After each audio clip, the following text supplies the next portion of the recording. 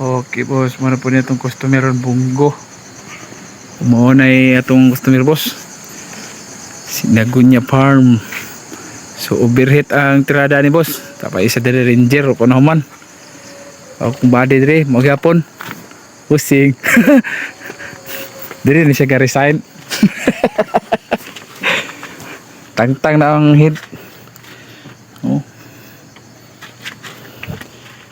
Buto ang gasket boss.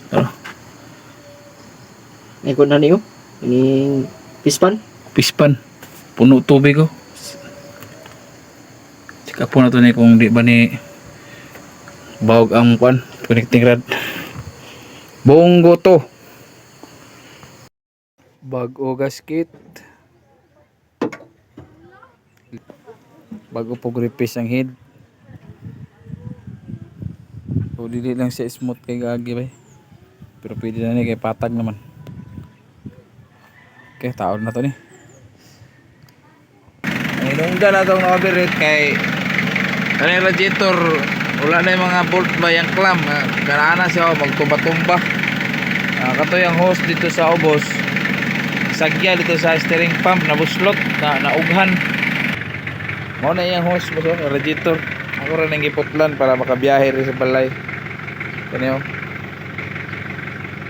mubo na ni siya mubo giputlan ako ni nisangit diri sa steering pump diri sa iyang pulley nabuslot ni kani hubas ng tubig sa lower din nga hose de lower hose radiator na siguruha gini yung radiator nga di na magtumba-tumba kay magtumba na sagyad din sa pulley. Okay na to boss ako na tong gi kwan tawra na og bolt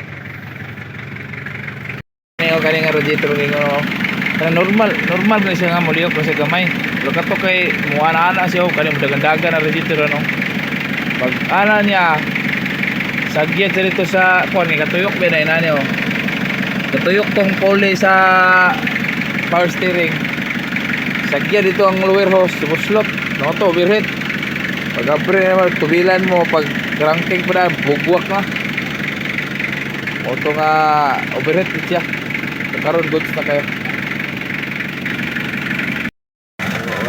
wala na tong suka-suka wala na kabuhi wala gitaraw na ko nagkuhan bolt tagiya kay ko rin mo boss ka naulian naman na ay salamat kayo doon pa na itong yung kamusta kayo wala na trataro ka itong premier akong payo suka-suka boss wala na gikang gaya ng payo tayo nagigino sa sagya doon sa makina boslot pinong boss. Okay, problem solved.